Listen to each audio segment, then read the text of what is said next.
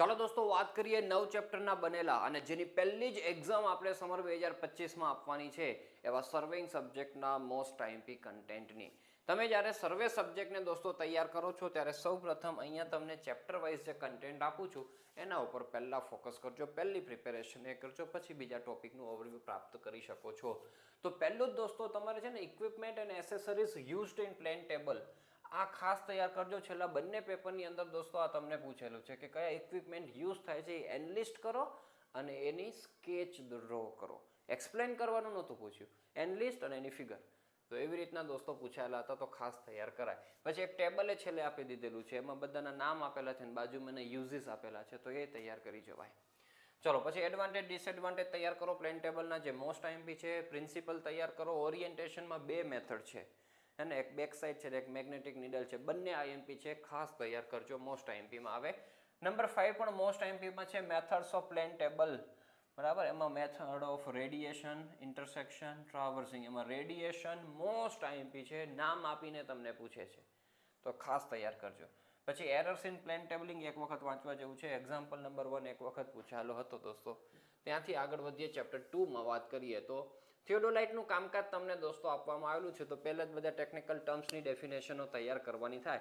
એની પહેલાં શરૂઆતમાં બધું આપેલું છે, ક્લાસિફિકેશન ઓફ થિયોડોલાઇટ ને એના યુઝીસ ને આ ને તેને એક વખત વાંચી જવાય, નજર તો ફેરવી જવાય દોસ્તો. હા ને, બાય ચાન્સ પૂછાય તો બહુ વાંધો આવે એવું નથી, લોડ બહુ આવે નહીં મગજને, એવું કામકાજ છે. આ બધું પૂછાયેલું કન્ટેન્ટ છે, એટલે આ બધું તો બહુ આઈએમપી છે. તો આ બધી ડેફિનેશનો જોઈ લેજો દોસ્તો, હું વાંચતો નથી અહીંયા, બરાબર. એના પછી fundamental axis of theodolite and their relationship, temporary adjustment દોસ્તો આઈએમપીમાં આવશે. Measurement of horizontal angle most આઈએમપીમાં આવશે. 3 મેથડો છે, ગમે એ પૂછી શકે. અને આમાં તો કન્સેપ્ટ તમે સમજી જાઓ દોસ્તો તો આરામથી તમે બધું પોતાની રીતે લખી શકો એમ છો. અને આનો કન્સેપ્ટ સમજી જશો તો વર્ટિકલ એંગલ, ડિફ્લેક્શન એંગલ, આ બધું કામકાજ પણ આરામથી કરી શકશો. હમણાં લાસ્ટ ટાઈમ દોસ્તો વર્ટિકલ એંગલનું પૂછાયું, ડિફ્લેક્શન એંગલ પણ પૂછી શકે. બધાના કામ સેમ છે. થિયોડોલાઇટ ચલાવતા આવડી ગયું દોસ્તો, બધા એંગલ માપી શકાય. પછી થિયોડોલાઇટ ટ્રાવર્સિંગ, થિયોડોલાઇટ કોમ્પ્યુટેશન, એમાં લેટિટ્યુડ ને ડિપાર્ચર તૈયાર કરો, ક્લોઝિંગ એરર તૈયાર કરો. પછી બેલેન્સિંગ ધી ટ્રાવર્સ છે, તો બેલેન્સિંગ માટેના નિયમ છે ને, બાઉડિચનો નિયમ ને ટ્રાન્ઝિટ નિયમ, એક વખત વાંચી જવાય, ગમે ત્યારે કામ લાગે, બરાબર. તો આને ન્યુમેરિકલ્સ કરવા હોય તો 5, 6, 7, 16 ન્યુમેરિકલ્સ કરીને આગળ વધો. ટ્રિગોનોમેટ્રિક લેવલિંગમાં એની ડેફિનેશન તૈયાર કરો. પછી દોસ્તો એનું છે ને આખું ક્લાસિફિકેશન આવેલું છે. આ ક્લાસિફિકેશન હમણાં પૂછેલું હતું, લ્યો, ટ્રિગોનોમેટ્રીનું 3 માર્ક્સની અંદર. તો કેસ 1, કેસ 2, કેસ 3 ને કેસ 2માં પાછા ટાઈપ્સ પડે, તો એ બધું આપણે તૈયાર કરાય. હવે આ 3 કેસ દોસ્તો એના ડેરિવેશન તૈયાર કરી જજો. બેઝ ઓફ ધ ઓબ્જેક્ટ એસેસિબલ હોય, પછી ઇનએસેસિબલના 2 અને 3 બને છે. એમાં 2ની અંદર દોસ્તો ઇન્સ્ટ્રુમેન્ટ સ્ટેશન અને આપણા જે instrument station in the same vertical plane as the elevated object, એટલે ઇન્સ્ટ્રુમેન્ટ સ્ટેશન અને આપણો ઓબ્જેક્ટ એક જ લાઇનમાં હોય. અને કેસ 3ની અંદર દોસ્તો એક જ લાઇનમાં નહીં હોય, not in the same vertical plane, બરાબર, એના કેસ છે.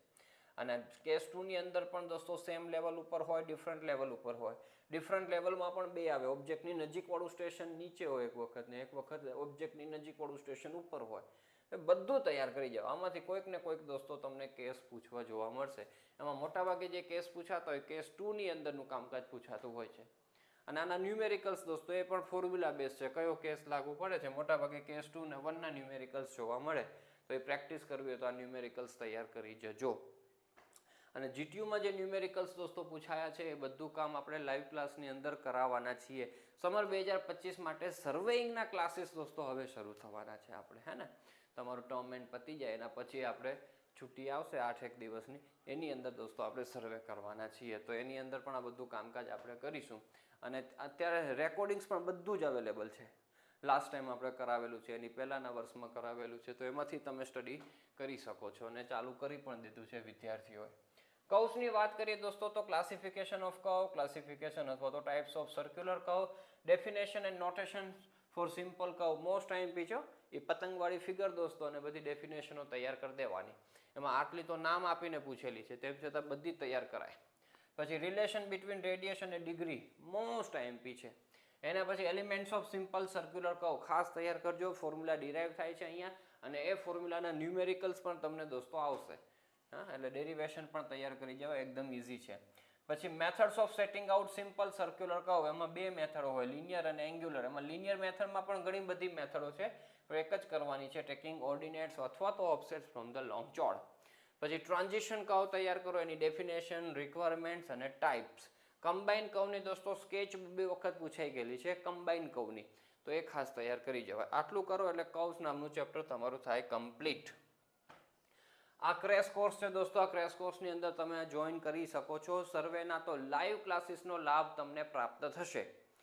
ઓકે, અને બાકીના FM છે, SH છે, CVPD છે દોસ્તો, એના CVPD પણ લાઈવ અત્યારે ચાલુ છે. બાકી FM અને SA એનો સિલેબસ પતી ગયો છે, તો એના રેકોર્ડિંગ્સ તમે જોઈ શકશો.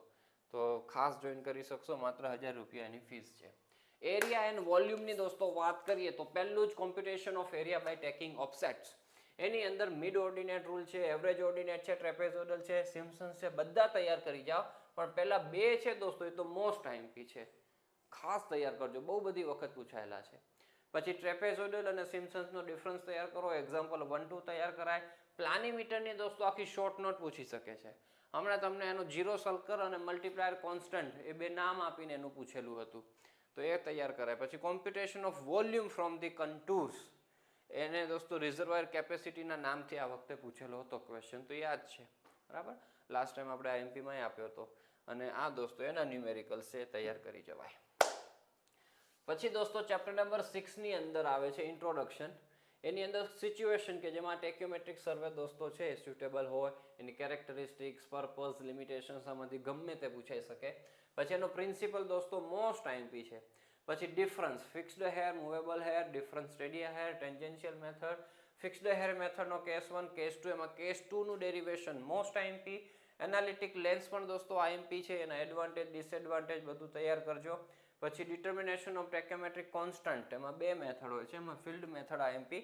પછી ટેન્જન્શિયલ મેથડના 3 કેસ છે, 3 એ 3 ડિરાઈવ કરી જવાય. એક કરશો તો બાય 1 ગેટ 2 છે, બાકીના બે ઓટોમેટિક આવડે.